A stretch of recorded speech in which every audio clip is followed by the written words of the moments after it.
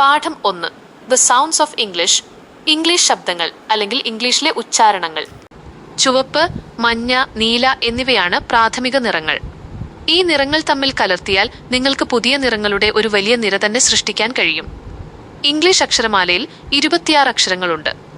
ഈ അക്ഷരങ്ങളെ ശരിയായ രീതിയിൽ ക്രമീകരിച്ചാൽ ഇംഗ്ലീഷിലെ 40-ലധികം വ്യത്യസ്ത ശബ്ദങ്ങൾ നിങ്ങൾക്ക് സുഗമമായി വായിക്കാനും പറയാനും സാധിക്കും. ഇംഗ്ലീഷ് പഠിക്കുന്നത് ചിലപ്പോൾ ആശയക്കുഴപ്പമുണ്ടാക്കാം. അത് ഞങ്ങൾക്കറിയാം. എന്തുകൊണ്ടാണ് ഒരേ അക്ഷരം തന്നെ പലയിടത്തും പല ശബ്ദങ്ങൾ നൽകുന്നത്? ഉദാഹരണത്തിന് ഓൺ എന്നത് വണ്ണായും വൺ എന്നത് ഫോണായും മാറുന്നു. അതുപോലെ എന്തുകൊണ്ടാണ് വ്യത്യസ്ത അക്ഷരങ്ങൾ ഒരേ ശബ്ദം നൽകുന്നത്? ന്യൂട്ട്, സൂട്ട് എന്നീ 2 വാക്കുകളിലും വ്യത്യസ്ത അക്ഷരങ്ങളാണ് ഉള്ളതെങ്കിലും ഒന്നിൽ EW മറ്റൊന്നിൽ UI അവ ഉച്ചരിക്കുമ്പോൾ ഒരേ ഉ ശബ്ദമാണ് വരുന്നത്.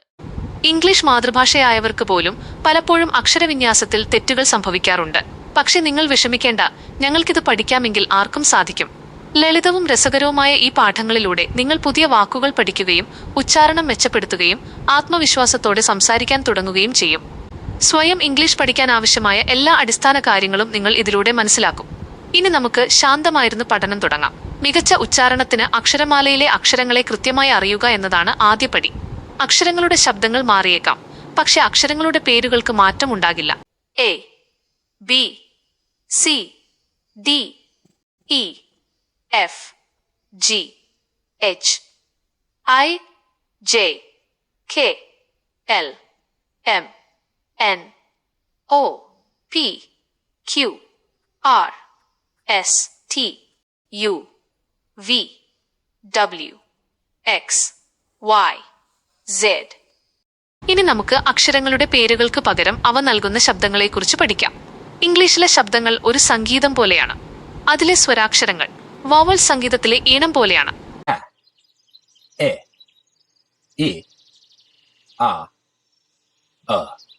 അക്ഷരമാലയിലെ ബാക്കിയുള്ള അക്ഷരങ്ങളെ വ്യഞ്ജനാക്ഷരങ്ങൾ കോൺസണൻസ് എന്ന് വിളിക്കുന്നു. ഇവ സംഗീതത്തിലെ താളം പോലെയാണ്.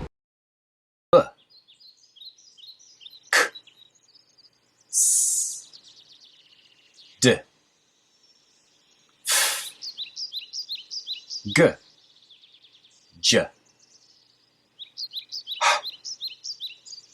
J, K,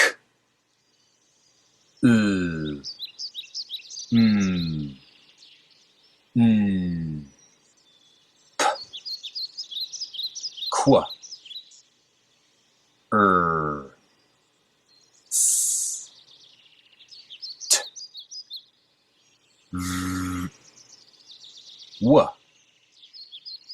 X, Y, Z. C, G എന്നീ അക്ഷരങ്ങൾക്ക് കഠിനമായ ശബ്ദവും മൃദുവായ ശബ്ദവും ഉണ്ടെന്ന് നിങ്ങൾ ശ്രദ്ധിക്കുക. സാധാരണയായി C അല്ലെങ്കിൽ G എന്ന അക്ഷരങ്ങൾക്ക് ശേഷം A, O and U എന്നിവ വന്നാൽ കഠിനമായ ശബ്ദമാണ് ഉണ്ടാവുക. എന്നാൽ അവയ്ക്ക് ശേഷം E അല്ലെങ്കിൽ I ആണ് വരുന്നതെങ്കിൽ അവ മൃദുവായ ശബ്ദം നൽകുന്നു. സിക്കും ഗക്കും ശേഷം A, O, U എന്നീ അക്ഷരങ്ങളാണ് വരുന്നതെങ്കിൽ സിയുടെ ശബ്ദം Q എന്നായിരിക്കും. ഉദാഹരണത്തിന് കാറ്റ്, കൗ, കപ്പ്. ജിയുടെ ശബ്ദം G എന്നായിരിക്കും. ഉദാഹരണത്തിന് gate, got, gun. E, I, Y വരുമ്പോൾ ശബ്ദം മാറും. അപ്പോൾ സിയുടെ ശബ്ദം ഇസ് എന്നാകും. ഉദാഹരണത്തിന് സെന്റർ, സിറ്റി, സൈക്കിൾ. ജിയുടെ ശബ്ദം J എന്നുമാകും. ഉദാഹരണത്തിന് ജെം, ജയന്റ്, ജിം.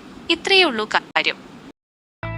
വളരെ എളുപ്പത്തിൽ എഴുതാനും വായിക്കാനും പഠിക്കാനായി ഇപ്പോൾ തന്നെ ചാനൽ സബ്സ്ക്രൈബ് ചെയ്ത് കൂടെ കൂടിക്കോളൂ. കൂടുതൽ ആക്ടിവിറ്റികളും ഉദാഹരണങ്ങളും സഹിതം പഠിക്കാനും ഞങ്ങളുടെ പ്രത്യേക ക്ലാസുകളിൽ പങ്കെടുക്കാനും താഴെ കാണുന്ന വാട്സാപ്പ് കമ്മ്യൂണിറ്റിയിൽ ജോയിൻ ചെയ്യൂ.